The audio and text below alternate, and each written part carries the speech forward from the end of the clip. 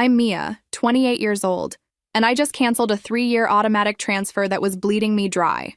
My parents haven't spoken to me in 2 weeks, and honestly, the silence is the most peaceful thing I've experienced in years. But let me back up to where this all started, because the story of how I went from dutiful daughter to family outcast isn't what you'd expect. Where are you watching from today? Drop your location in the comments below and hit that like and subscribe button if you've ever felt taken advantage of by the people who should love you most. You'll definitely want to stick around for what happened next. 3 years ago, I was the poster child for family loyalty. Every Friday, like clockwork, I'd send $800 to my parents' account.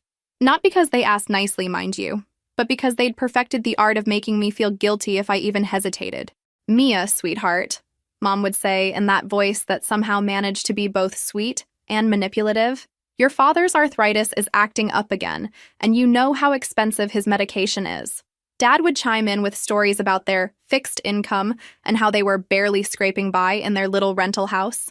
The same rental house where they'd lived for 15 years, never bothering to save for a down payment because, well, why would they need to when they had me? I worked 2 jobs to make those payments happen. Monday through Friday, I was a marketing coordinator at a mid-sized firm downtown. Evenings and weekends, I freelanced ASA social media manager for small businesses. While my friends were out enjoying their 20s, I was hunched over my laptop at midnight, creating Instagram posts for boutiques and dog grooming services. I was basically running a one-person charity for people who thought thank you cards were optional. The math was brutal but simple. My take-home pay was about $3,000 a month. $800 went to my parents immediately. Another $1,000 covered my rent in a cramped studio apartment that I'd outgrown 2 years earlier, but couldn't afford to leave. Food, utilities, student loans, and gas for my ancient Honda Civic ate up most of the rest. Savings? What savings?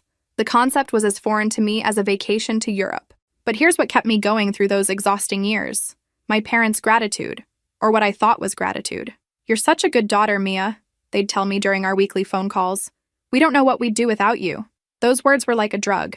After years of feeling like the unremarkable middle child, sandwiched between my older brother who'd moved to California and seemed to forget we existed, and my younger sister who'd married into money and considered herself above us all, I'd finally found my role in the family.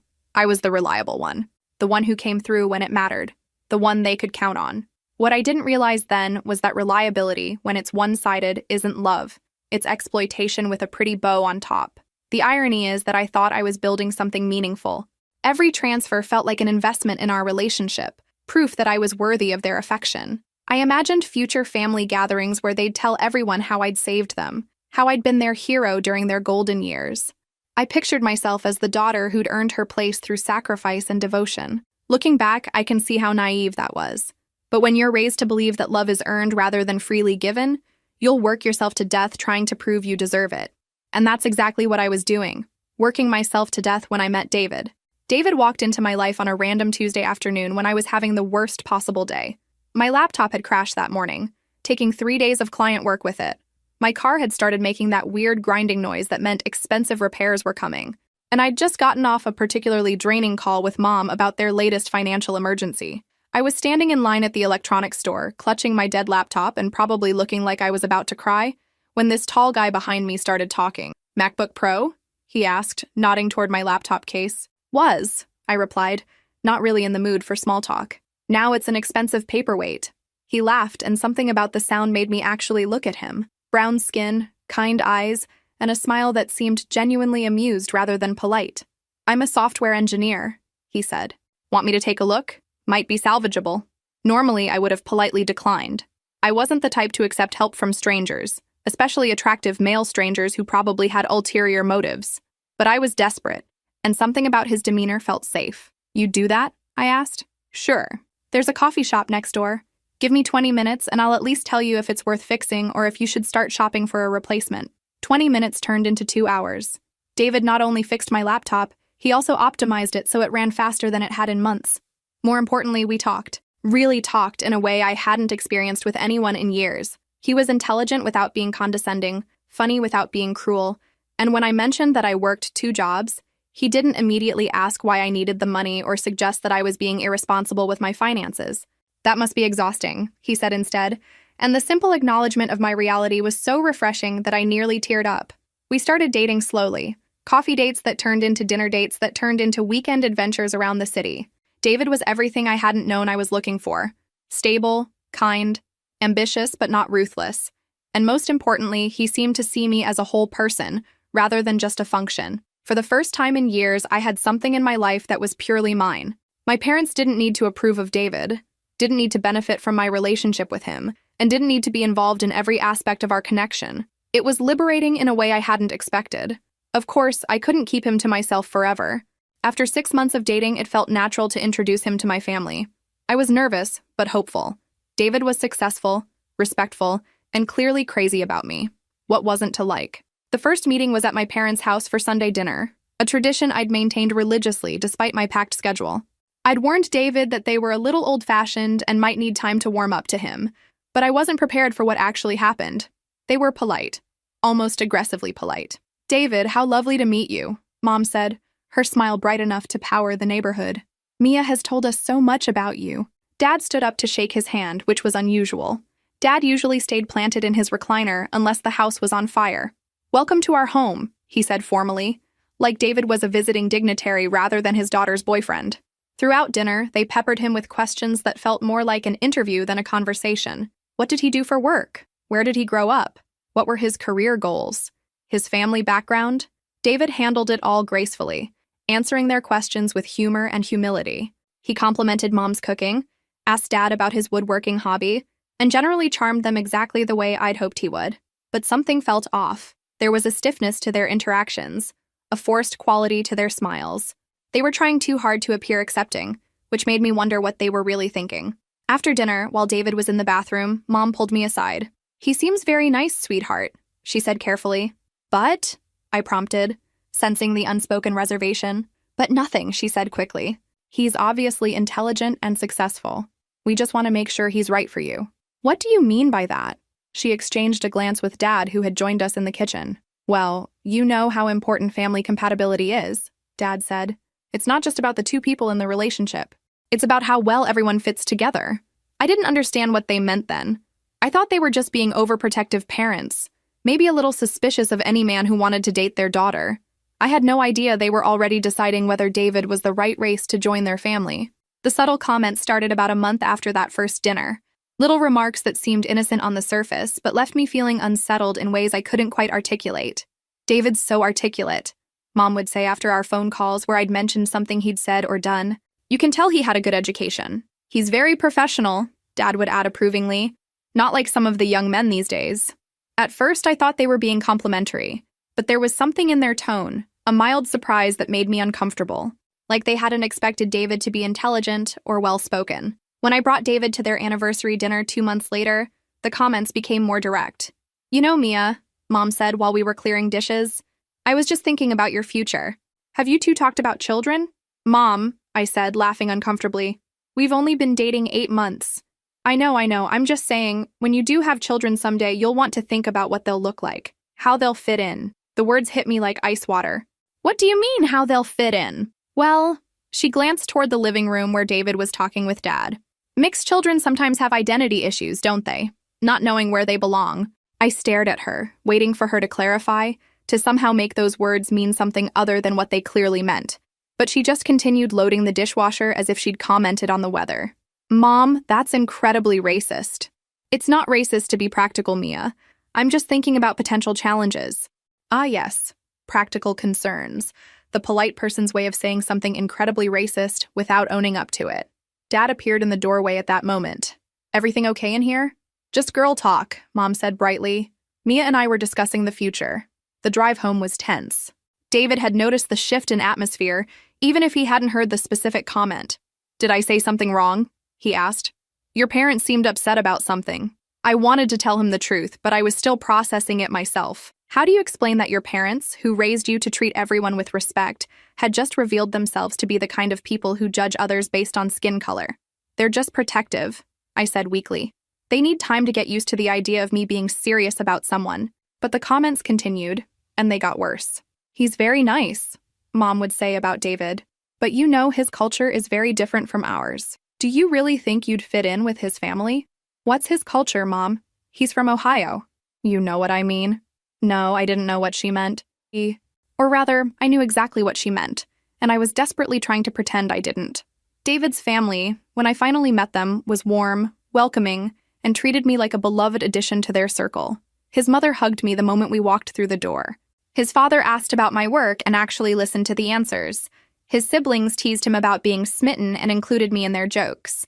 The contrast was stark and painful. "They really like you," David said on the drive home from his parents' house. "Mom already asked when you're coming to Sunday dinner again." I smiled, but inside I was aching. This was what family acceptance felt like. This easy warmth, this immediate inclusion, this assumption that I belonged simply because David cared about me. It was everything my parents had failed to offer David. Everything they seemed incapable of offering him. But I made excuses for them. I told myself they just needed more time, that they'd come around once they got to know him better. I convinced myself that their concerns came from love rather than prejudice. I was still sending those $800 every week, still playing the role of the grateful daughter who owed them for all the sacrifices they'd made for me. Have you ever experienced that kind of cognitive dissonance? When the people you love show you exactly who they are, but you refuse to believe it? Let me know in the comments below. I was about to learn that some people don't change, no matter how much you want them to. The pregnancy test showed 2 pink lines on a rainy Thursday morning in November. David and I had been together for a year and a half, living together for 6 months, and talking about marriage in that casual way couples do when they're both sure but not quite ready to make it official. The baby hadn't been planned, but it wasn't unwelcome either. We were both financially stable, deeply in love, and excited about building a future together. David's reaction when I told him was everything I could have hoped for. Pure joy followed immediately by protective instinct. "Are you happy?" he asked, his hands already moving to my still flat stomach. "Terrified and happy," I admitted. "But mostly happy." "Good," he said, kissing my forehead. "Because I'm completely over the moon about this." Telling my parents was a different story. I called them that evening, expecting surprise, maybe some gentle concern about the timing, but ultimately excitement about their first grandchild. The silence that followed my announcement stretched long enough that I wondered if the call had dropped. "Mom? Dad? Are you there?" "Yes," Mom said finally. "We're here." "That's quite a surprise, sweetheart." "A good surprise, I hope." Another pause. "Well, it's certainly unexpected. You two aren't even engaged yet, are you?" "Not officially, but we've talked about it. This just moves up the timeline a little." "I see." Dad's voice sounded strained. "And you're sure about this? About David being the father you want for your children?" The question struck me as odd. "Of course I'm sure. I love him, and he loves me. He's going to be an amazing father." "It's just a big responsibility, Mia," Mom interjected. "Raising a child is hard enough when both parents come from similar backgrounds. When there are cultural differences—" "What cultural differences?" I snapped, my patience finally wearing thin. "We're both American. We both work in tech. We both want the same things for our future. You know what we mean." And there it was again. That phrase that meant everything and nothing. The coward's way of being racist without actually saying the words. "No, Mom, I don't know what you mean. Why don't you explain it to me?" The line went quiet except for some whispering between my parents. "We're just concerned about the challenges the child might face," Dad said finally. "In school, in society, it's not easy being different." "Different from what?" More silence. "Look," Mom said, her voice taking on that fake cheerful tone she used when she wanted to change the subject. "We're happy if you're happy. When are you due?" I gave them the basic details, but the conversation felt hollow. There were no congratulations, no excitement about becoming grandparents, no questions about baby names or nursery plans. Just barely concealed disappointment and thinly veiled concerns about my child's racial identity. Over the following weeks, their reaction became even more clear. They found excuses to avoid our usual weekly dinners. When David and I invited them to a prenatal appointment, they claimed to have prior commitments. When I sent them the ultrasound photos, Mom responded with a brief text. "Glad everything looks healthy." David noticed, of course. He'd have to be blind not to see how differently his family was treating our news compared to mine. "It's okay," he told me one night when I was crying about their latest excuse to avoid spending time with us. "Not everyone gets excited about babies the same way." But I could see the hurt in his eyes. The way he'd grown quieter around me when the subject of my parents came up. He was trying to protect me from his own disappointment, which somehow made it worse. The contrast with his family's reaction was painful. His mother immediately started knitting baby blankets. His father began researching the best car seats and cribs. His sister threw us an impromptu celebration dinner, complete with a cake that said, "Baby Sanders coming soon." They treated me like family. They treated our child like a blessing. My parents treated us like a problem they hoped would solve itself. By month 6, I'd started making excuses for my parents' absence from baby-related events. David never questioned my explanations, but I could tell he was drawing his own conclusions about why my family seemed so disinterested in our growing family. The weekly $800 transfers continued automatically. Even as I was buying maternity clothes, setting up a nursery, and planning for increased expenses, I never questioned whether my parents still needed my financial support. After all, they were going to be grandparents soon. Surely that would change everything. I was about to discover just how wrong I was. Ethan David Sanders was born on June 15th at 3:47 a.m. after 18 hours of labor that felt like a marathon I'd trained my whole life for. He was perfect. 8 pounds, 2 ounces of pure miracle, with David's determined chin, and what the nurses swore was my stubborn streak already showing. David cried when he held his son for the first time. Actually cried, tears streaming down his face as he whispered promises about all the things they'd do together, all the ways he'd protect and love him. "He's so beautiful," David kept saying. "Mia, look at him. He's perfect." I called my parents from the recovery room, exhausted but glowing with new mother euphoria. "He's here," I said when Mom answered. "Ethan David Sanders, born this morning, 8 pounds, 2 ounces, and absolutely perfect." "Oh," Mom said, and I could hear the forced enthusiasm in her voice. "Congratulations, sweetheart. How are you feeling?" "Tired but amazing. He's so beautiful, Mom. You're going to fall in love the moment you meet him." "I'm sure we will. When do you think we might be able to visit?" The question struck me as odd. When did parents need permission to meet their first grandchild? "Anytime you want. Anytime you..." "We'll be here until tomorrow, then home for the next few weeks while I recover." "Well, your father's been having some back trouble lately, and you know how difficult it is for him to travel." "Mom, you live 20 minutes away." I know. We'll figure something out soon. Give the baby our love." They didn't visit us in the hospital. They didn't come by the house in those precious first weeks when everything was new and overwhelming and wonderful. When I sent photos, they responded with brief acknowledgments. "Cute baby," or "glad he's healthy." David's family, meanwhile, had practically moved in. His mother brought meals, his father assembled the crib I'd been struggling with, and his sister documented every milestone with the enthusiasm of a professional photographer. "Where are your parents?" David's mom asked gently during one of her visits. "I'd love to meet them." I made excuses. They were busy. Dad wasn't feeling well. They were giving us space to adjust to being new parents. But David knew. I could see it in the way he watched me when I hung up from their brief, stilted phone calls. The way he'd quietly take over when I got emotional after another canceled visit. When Ethan was 2 months old, my parents finally came to see him. They stayed for exactly 45 minutes, held him awkwardly when I insisted, and made polite conversation about his sleep schedule and feeding routine. "He's a good-looking baby," Dad said, and it sounded like he was commenting on a stranger's child at the grocery store. "He has David's eyes," Mom added, as if this was somehow disappointing. They didn't ask to babysit. They didn't offer to help with anything. They didn't mention wanting to be involved in his life in any meaningful way. It was like they were visiting out of obligation rather than love. After they left, I sat in the nursery holding my sleeping son and finally allowed myself to acknowledge what I'd been trying to ignore for months. My parents were rejecting their own grandchild because of the color of his skin. David found me there an hour later, tears streaming down my face. "What's wrong?" he asked, immediately concerned. "They don't love him," I whispered. "They don't love our son." David sat beside me on the rocking chair, wrapping his arms around both of us. "Then they don't deserve him," he said simply. "And they definitely don't deserve you." But I wasn't ready to accept that truth yet. I kept hoping they'd come around, that time would soften their hearts, that their love for me would eventually extend to their grandchild. I was still sending those weekly transfers, still playing the role of the dutiful daughter, still believing that my loyalty would somehow transform their bigotry into love. As Ethan's first birthday approached, I decided to throw him a party. Nothing elaborate, just family and close friends celebrating this amazing little person who'd brought so much joy into our lives. I invited my parents 3 weeks in advance. They said they'd be there. I should have known better. Planning Ethan's first birthday party became my obsession for weeks. I wanted everything to be perfect for this milestone, this celebration of our beautiful son's first year of life. I chose a safari theme because Ethan loved the stuffed lion David's sister had given him. I ordered decorations featuring friendly jungle animals, found the perfect little safari outfit for Ethan to wear, and planned a menu of toddler-friendly finger foods alongside adult options. The guest list was small but meaningful. David's family, a few close friends from work, my neighbor Sarah, who'd become like an honorary aunt to Ethan, and of course my parents. I called Mom 2 weeks before the party to confirm the details. It's Saturday the 15th at 2 o'clock, I reminded her.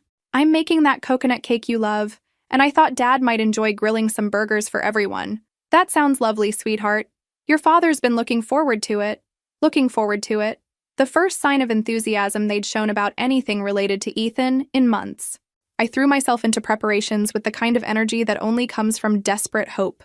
Maybe this would be the turning point. Maybe seeing Ethan surrounded by people who loved him, watching him giggle and clap and be his charming toddler self, would finally break through their emotional barriers. I spent hours making decorations, baking his smash cake from scratch, and setting up our small backyard to look like a magical jungle paradise. David helped when he could, but I could see the worry in his eyes. "Mia," he said gently the night before the party as I fussed over centerpiece arrangements, "what happens if they don't show up?" "They'll show up," I said quickly.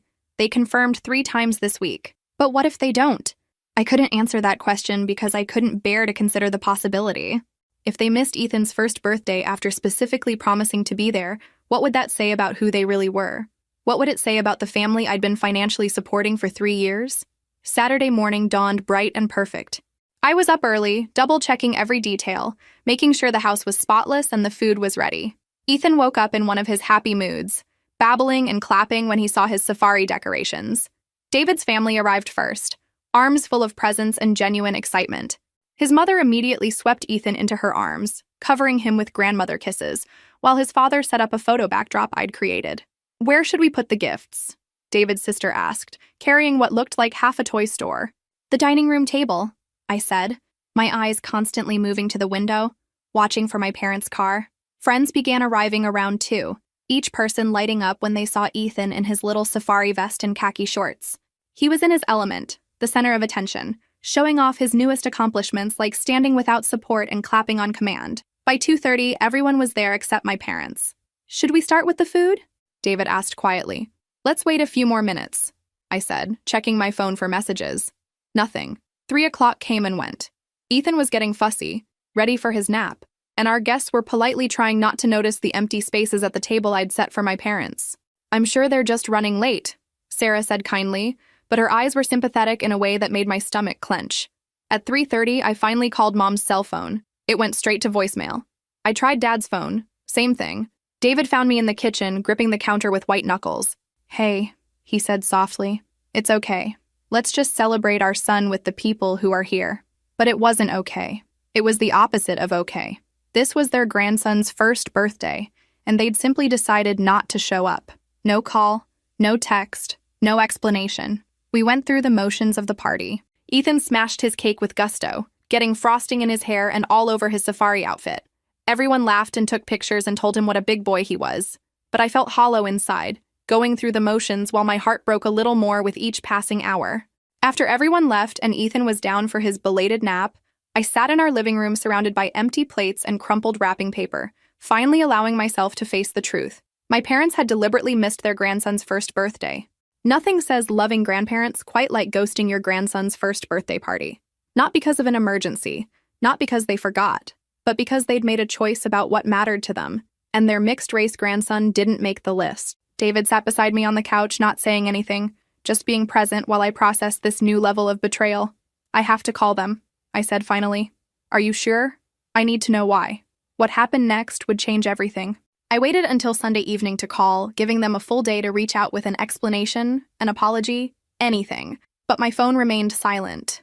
David was giving Ethan his bath when I finally dialed their number, my hands shaking slightly as I listened to the familiar ring. "Hello?"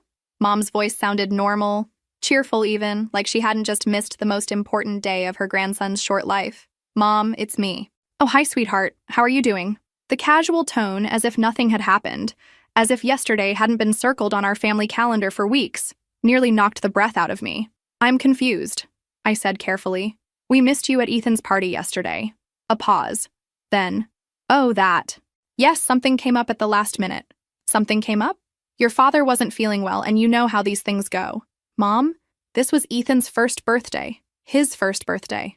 "I know, sweetheart, and we felt terrible about missing it. But there will be other birthdays. Other birthdays. Like his first was just any other day. Like the celebration I'd spent weeks planning was easily replaceable." "What came up exactly?" I pressed.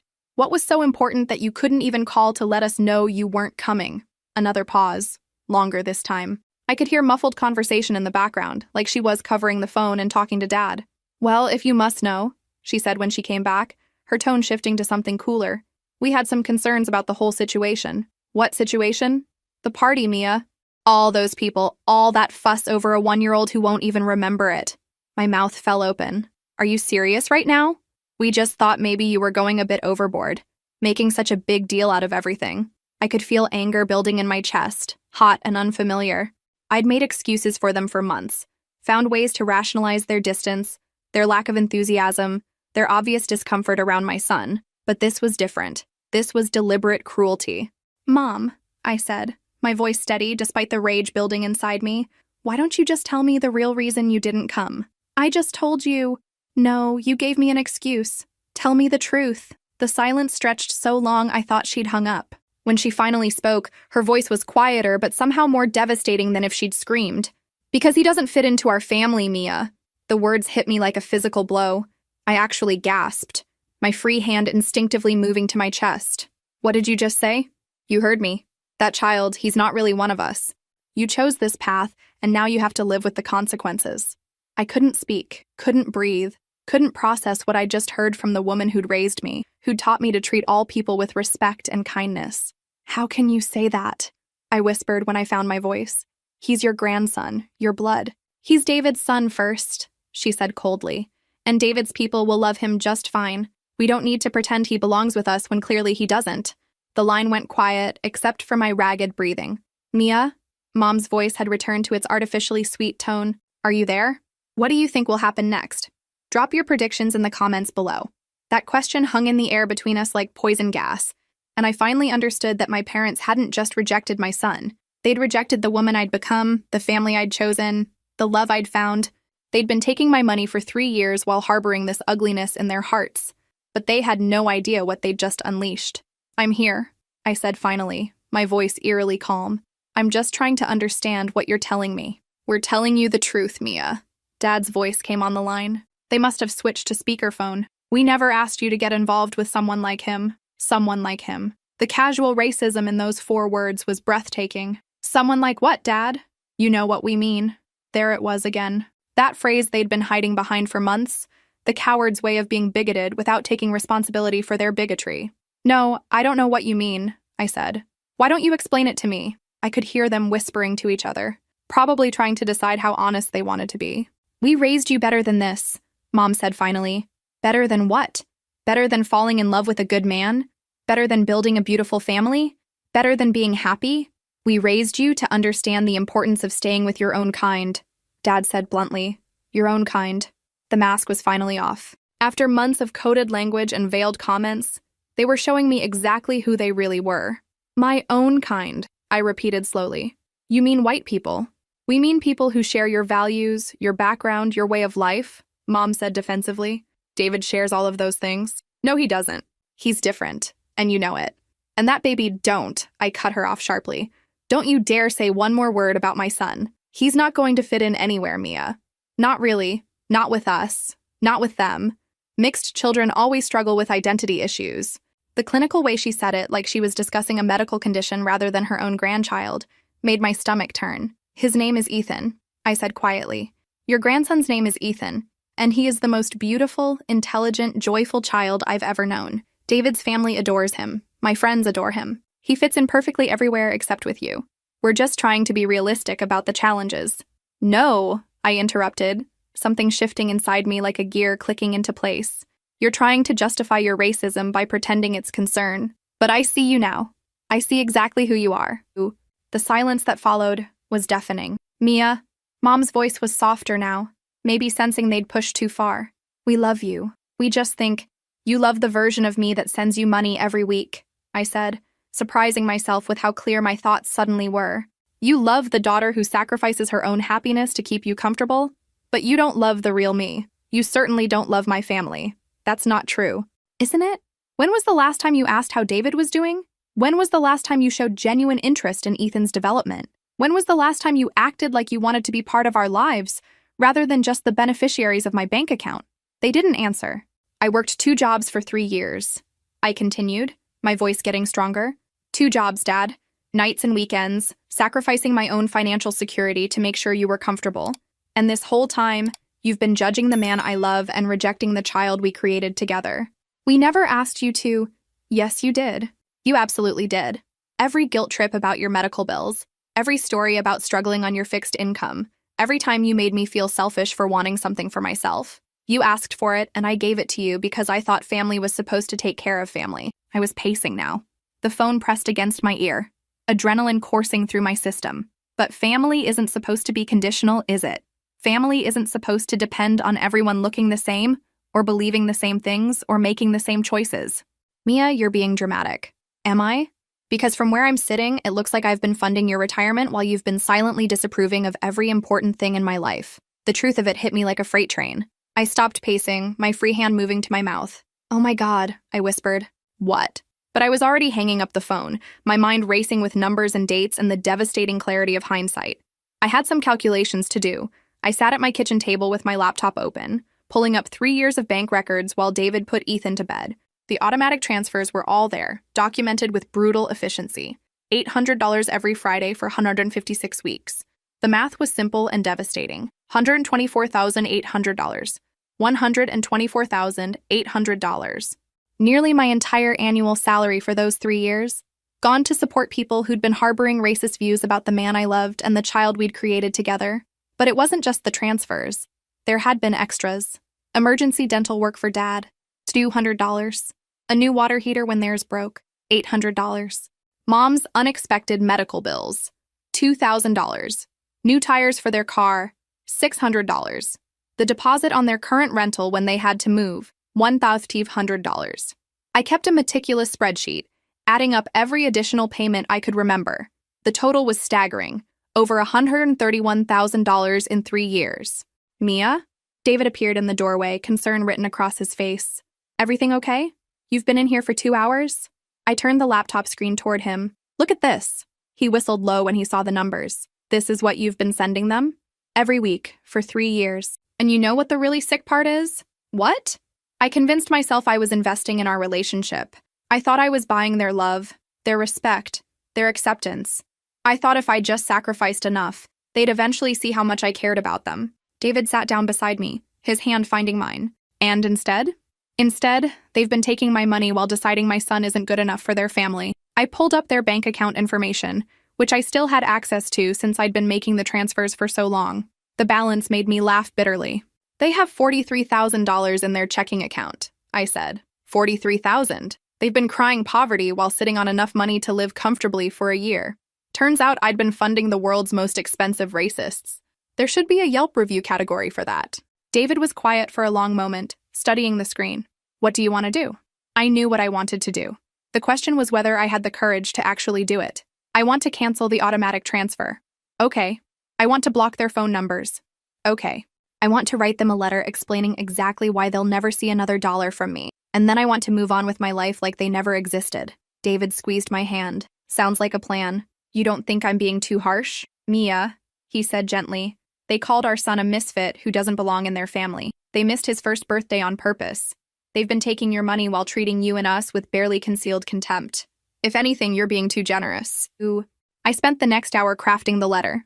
I wrote draft after draft, trying to find the right balance between devastating honesty and dignified restraint. Finally, I settled on something that felt appropriately final. Mom and Dad. After our conversation tonight, some things have become crystal clear to me. For 3 years, I have sent you $800 every week, plus additional money for emergencies and unexpected expenses. The total amount is approximately $131,000. I did this because I believed family takes care of family. I believed that love meant sacrifice, and that my sacrifice would strengthen our relationship. I was wrong. You have made it clear that my husband and son are not welcome in your family because of their race.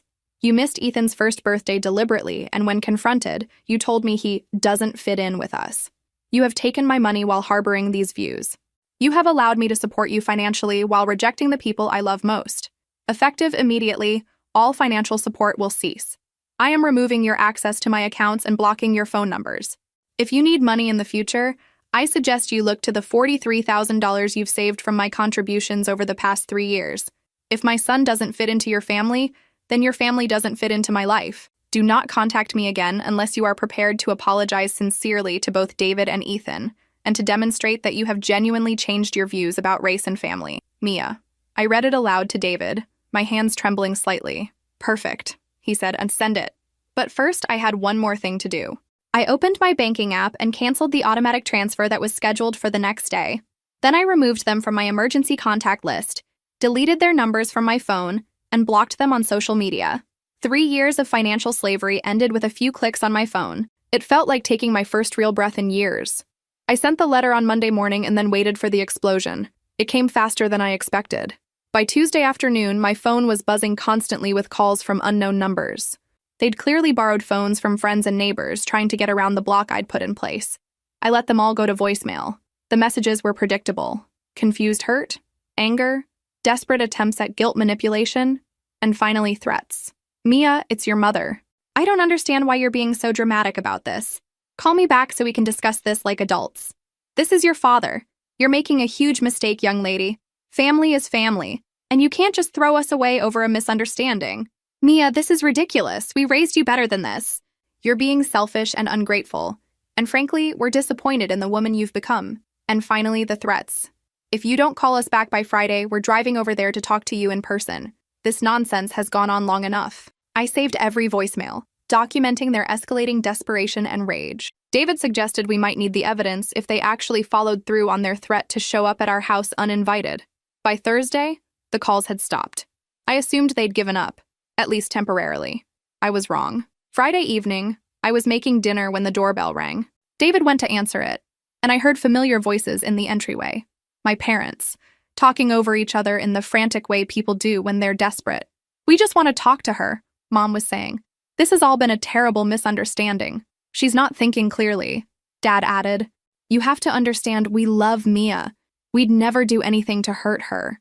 I walked into the living room to find them standing awkwardly by the front door, David blocking their path into the house. They looked smaller somehow, older and more fragile than I remembered. What are you doing here? I asked. We came to fix this, Mom said, reaching toward me, to explain what really happened. I know what happened. You made it very clear that my son isn't welcome in your family. That's not what we meant. That's exactly what you meant, I interrupted. And now that the money stopped flowing, suddenly you want to have a conversation. Dad stepped forward, his face flushed with anger. Now you listen here, young lady. We supported you your entire life. We sacrificed so you could have opportunities we never had. You owe us. I owe you? I laughed, a sound with no humor in it. I've given you over $130,000 in the past 3 years. What exactly do I still owe you? Respect, he snapped. Loyalty. Recognition of everything we've done for you. What have you done for me lately? I asked. And I don't mean 30 years ago when you fed and housed me because that was your legal obligation as parents. What have you done for me as an adult? They stared at me, clearly expecting a different conversation. You haven't attended a single important event in my adult life unless it benefited you somehow. You didn't come to my college graduation because it was too far to drive. You've never celebrated my job promotions or professional achievements. You missed your grandson's first birthday because he's mixed race. We never said that. You didn't have to say it directly. Your actions said it loud enough. Mom tried a different approach, her voice becoming pleading. Mia, we love you. We love Ethan too, in our own way. We just need time to adjust. How much time? I asked. He's 13 months old. How much more time do you need to decide whether your grandson deserves your love? It's not that simple. Yes, it is. It's exactly that simple. Either you love us or you don't. Either you accept my family or you don't. Either you're willing to change your racist attitudes or you're not. The word racist hit them like a slap. Dad's face turned red, Mom's eyes filled with tears, and for the first time since they'd arrived, they were both speechless. We are not racist, Dad said finally, his voice dangerous. Then prove it, I challenged. Apologize to David for the way you've treated him. Ask to spend real time with Ethan. Show me that you're willing to be a real family instead of people who just happen to share DNA. They looked at each other, communicating silently in the way long-married couples do. We think you should be the one apologizing, Mom said finally, for cutting us off financially without warning, for blocking our numbers, for treating us like criminals when all we've ever done is love you. And there it was. Even faced with the choice between racism and family, they chose racism. Then we have nothing more to discuss, I said, moving toward the door. It's time for you to leave. Mia, leave now, and don't come back unless you're prepared to treat my husband and son with the respect they deserve. After they left, I stood in my living room shaking with adrenaline and relief. David wrapped his arms around me from behind. How do you feel? He asked. Free, I said, surprised by how true it was. For the first time in my adult life, I feel completely free. That freedom was about to be tested in ways I never could have imagined. The consequences of cutting off my parents became apparent within 2 weeks.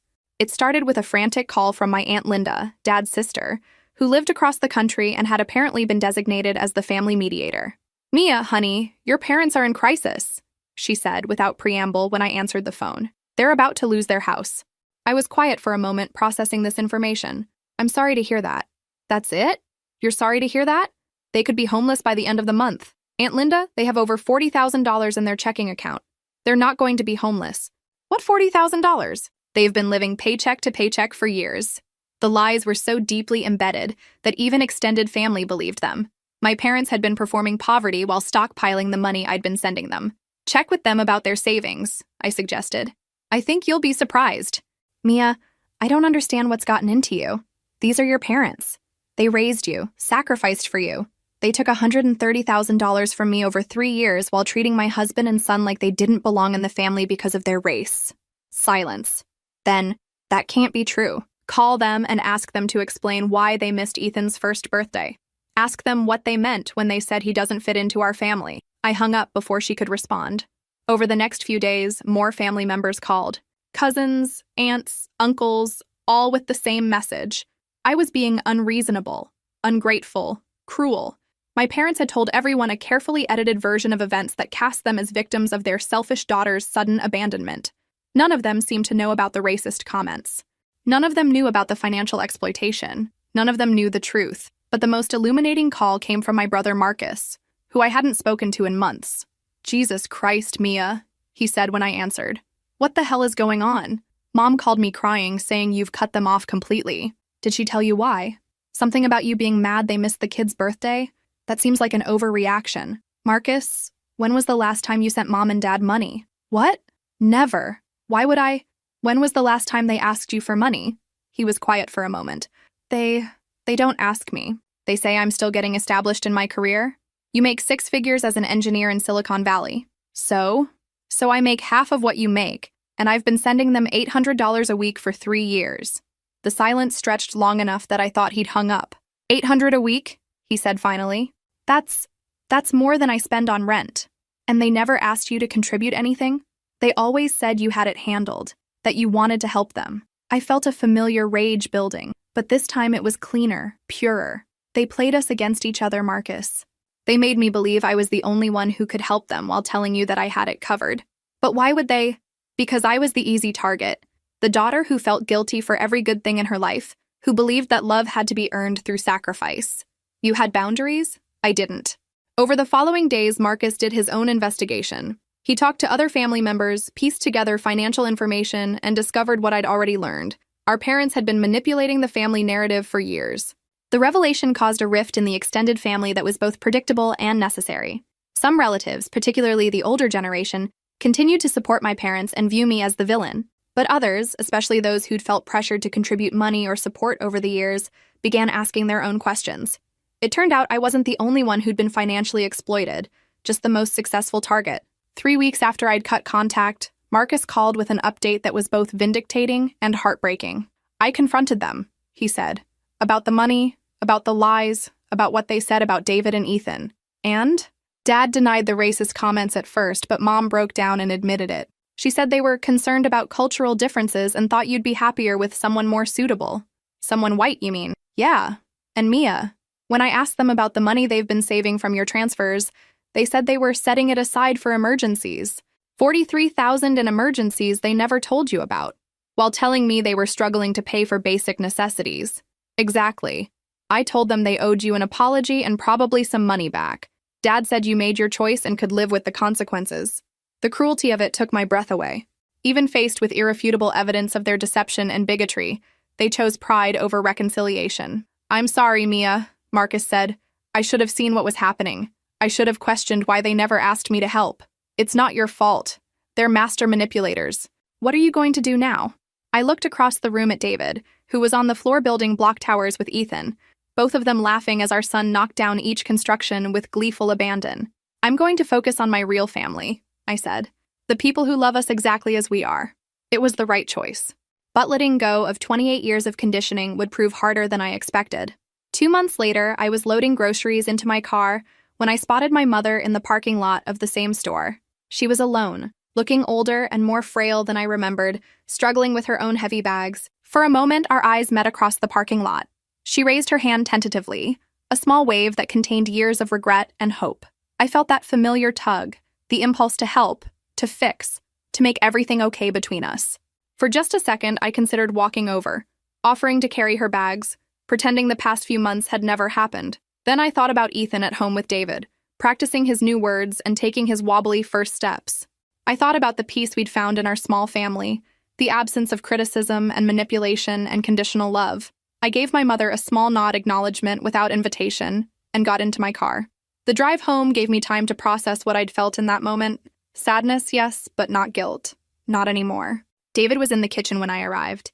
Ethan strapped into his high chair, both of them covered in what appeared to be mashed sweet potato. "How was grocery shopping?" David asked, kissing my cheek. "Educational," I said, settling into the chair beside Ethan's high chair. "I saw my mother." David paused in his cleaning. "How was that?" "Sad, but also clarifying." Ethan babbled something that sounded remarkably like "mama" and reached for me with sweet potato-covered hands. I gathered him into my arms, not caring about my clean shirt.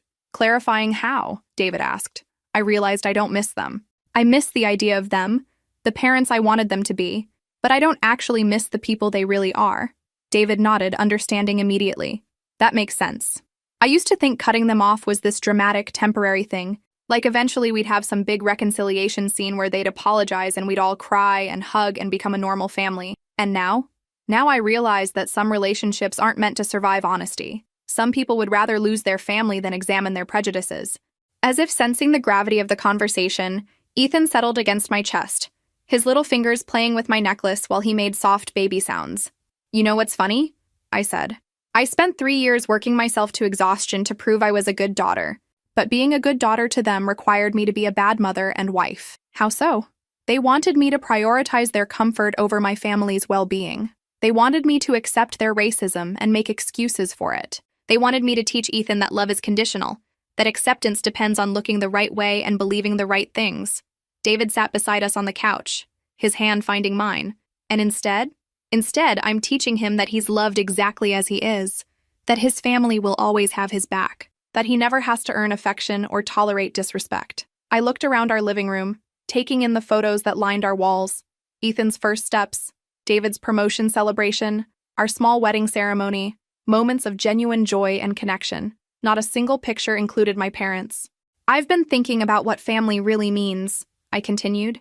"It's not about shared DNA or obligation or guilt. It's about choosing to love someone consistently, showing up when it matters, celebrating each other's happiness instead of competing with it." "Your parents' loss," David said simply. "Their choice?" I corrected. "They chose their prejudice over their grandchild. They chose money over genuine relationship. They chose pride over growth." My phone buzzed with a text notification. For a split second, my stomach clenched with familiar anxiety, the conditioned response to potential family drama. But it was just Sarah, our neighbor, asking if we wanted to join her family for a barbecue on Saturday. "Sarah wants to know if we're free this weekend for a cookout," I told David. "Tell her yes," he said immediately. "It'll be good for Ethan to play with other kids." I typed back our acceptance and felt something settle in my chest. This was family too. Chosen family. People who loved us without agenda, who celebrated our milestones and supported us through challenges. As the evening wound down and we put Ethan to bed, I found myself thinking about the money, not with regret, but with curiosity. $130,000 was a significant sum, but it had bought me something invaluable. Absolute clarity about who my parents really were and what our relationship had actually been. $130,000 to learn my parents were bigots. I've definitely paid less for more useful life lessons. Without that financial entanglement, I might have spent decades making excuses for their behavior, telling myself their love was complicated rather than conditional. Instead, I was free. Free to build the kind of family I wanted Ethan to grow up in. Free to love without keeping score. Free to set boundaries without guilt. As I tucked Ethan into his crib that night, He looked up at me with David's eyes and my stubborn chin, perfect and beautiful, and completely loved. "You're never going to have to earn your place in this family," I whispered to him. "You belong here just because you exist. That's what real love looks like." He fell asleep with a smile on his face, secure in the knowledge that he was treasured exactly as he was. A year later, David and I were married in a small ceremony surrounded by the people who'd supported us through everything. Marcus came, having formed his own boundaries with our parents after learning the full truth. Sarah and her family were there, along with David's relatives and friends from work who'd become like family over the years. My parents weren't invited. It wasn't an act of cruelty, just clarity. Our wedding was about celebrating love and commitment, not performing forgiveness for people who'd never asked for it. If this story resonated with you, make sure to like and subscribe. Sometimes the hardest thing about loving yourself is disappointing the people who never really loved you anyway. But on the other side of that disappointment is freedom, peace, and the possibility of building something beautiful with people who choose to see your worth every single day. That's a trade I'd make again in a heartbeat.